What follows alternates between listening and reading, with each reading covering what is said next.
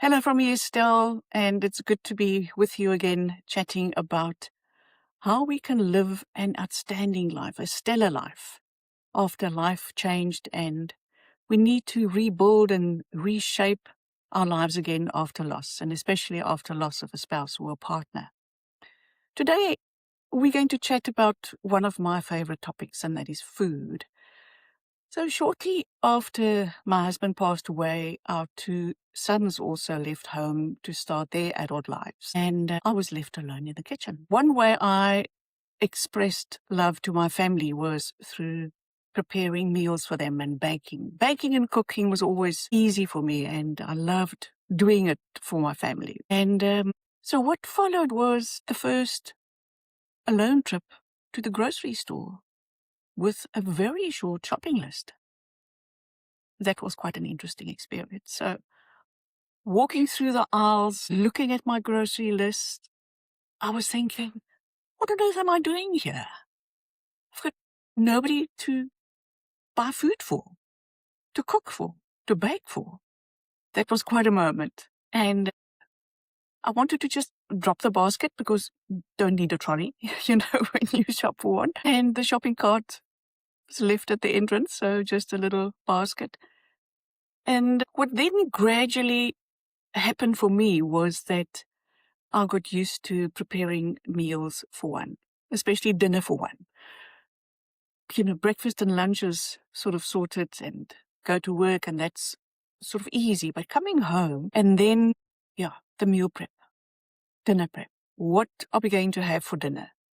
And as I said to you in a previous video, it's like the me, myself, I. What are we going to have for dinner tonight? But it was dinner for one.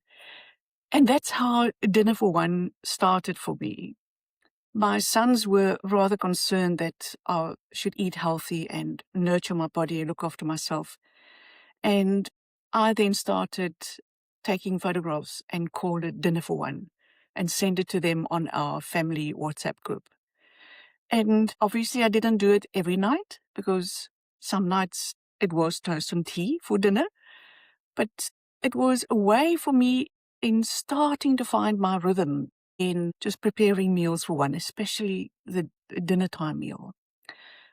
What I also then started, and what we jokingly in our family referred to as Mrs. Delivery, is I would take orders, food order from my sons and my daughter-in-law, and would prepare the meal and then go to the grocery store and shop for four and prepare the meals, usually their favorite meals that they've ordered.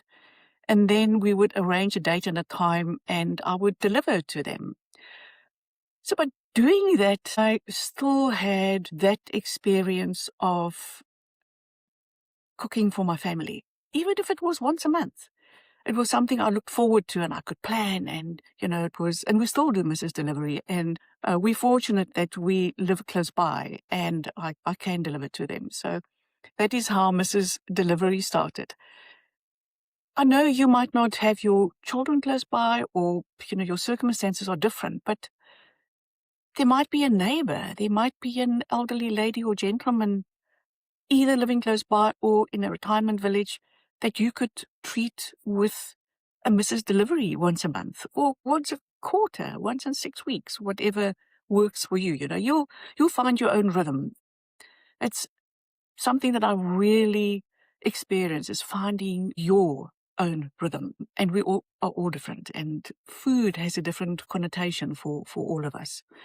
So what also made the cooking for one easier for me was, and I still do it, is meal prepping. So I would plan, I think what would I want for dinners next week? And then get some recipe, go into the internet.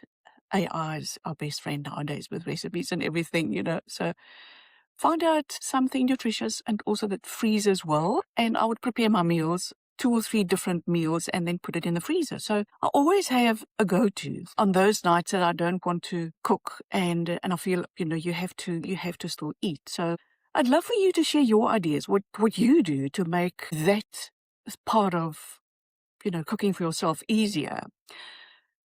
You see, my NutriBullet here at the back.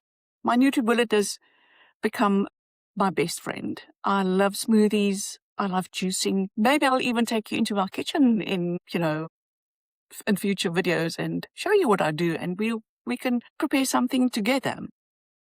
And coming to think of it, maybe we could, sometime in future, arrange a big table, have a dinner for one for all of us, even if it's virtually, or maybe we can start, or you can start a dinner for one club wherever you are and invite other fellow single travelers to your dinner table. There's so many ideas out there. So for now, I invite you to set the table, light a candle, enjoy your meal, the dinner for one, the special meal that you made for yourself. So on that note, it's bon appetit.